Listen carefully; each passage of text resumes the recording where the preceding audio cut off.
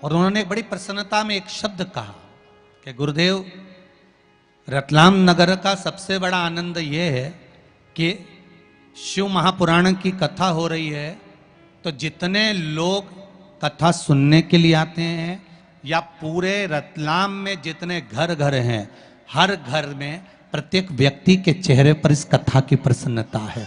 ये शब्द उनके मुख के थे। प्रत्येक प्रत्येक व्यक्ति के चेहरे पर प्रसन्नता बनी हुई है, प्रत्येक व्यक्ति के चेहरे पर आनंद बना हुआ है, प्रत्येक व्यक्ति के चेहरे पर प्रसन्नता का भाव बना हुआ है।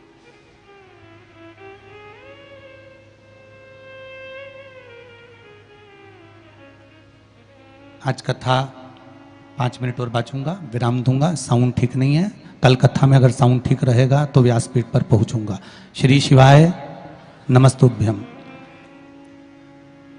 जयंत ने कहा, मैंने जयंत की मुख से श्रवण किया है, और जयंत के मुख से जब मैंने श्रवण करा एक वृक्ष के नीचे जल चढ़ाने के महत्व को,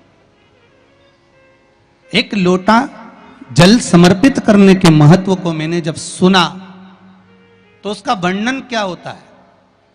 मैं तो जाकर कथा में बैठा था, केवल देख रहा था कि कितने लोग आए हैं, कितना आनंद समाया है, क्या क्या हो रहा है, क्या क्रम हो रहा है, क्या क्या किया जा रहा है। पर उस कथा में मेरी चित्तवृत्ति नहीं थी, मेरा मन नहीं था, मेरा हृदय उस कथा में नहीं था। मैं जा गया था, मैंने सोचा थोड़ा सा कथा में विघ्न डालूंगा। मैंने अपने कपड़े फैला दिए, मैंने थोड़ा सा जल ढोल दिया, मैंने थोड़ा सा चिल्लाना चालू करा, मैंने थोड़ा सा अपशब्द कहना चालू करा। जो नजदीक में बैठे थे उनके सामान को मैंने छुपा लिया, उनकी वस्तु को मैंने पीछे रख लिया।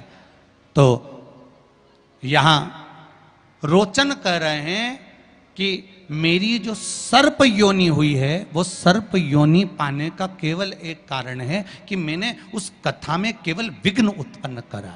और फिर निवेदन करूंगा, अगर पाटीदार जी कथा करवा रहे हैं, आप सब लोग इस कथा के आनंद में विराजमान हैं, तो प्रयास करना कि कथा में जितनी देर हम बैठे इसमें कोई विघ्न ना आए।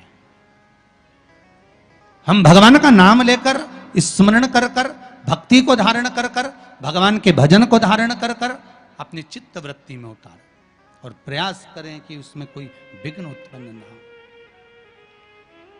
उसमें कोई विघ्न ना हो। क्यों? उसका कारण होता है कि उस विघ्न को हम अगर डालते हैं तो हमको ही भोगना पड़ता है। तो यहां रोचन कर रहे हैं कि मैंने विघ्न डाला, और उसका कारण यह हुआ कि मुझे सर्प की योनि मिल गई।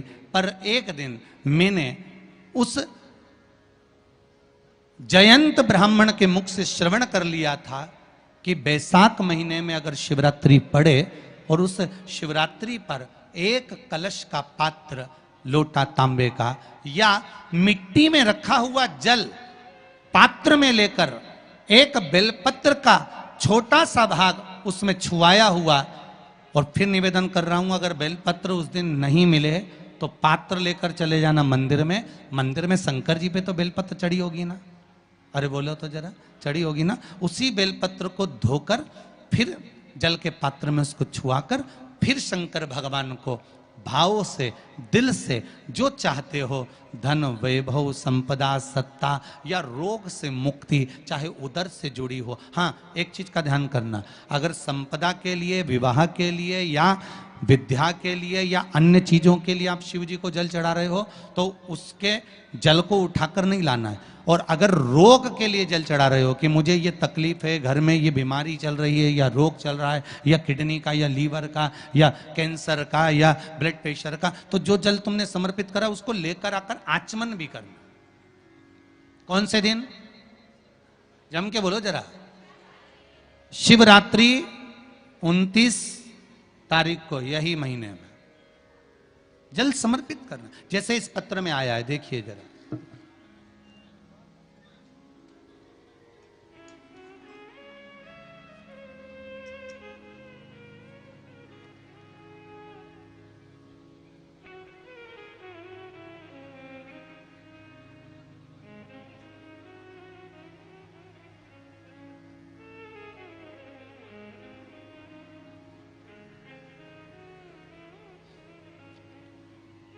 दिनेश कुमावत सैलाना, कहीं बैठे हैं?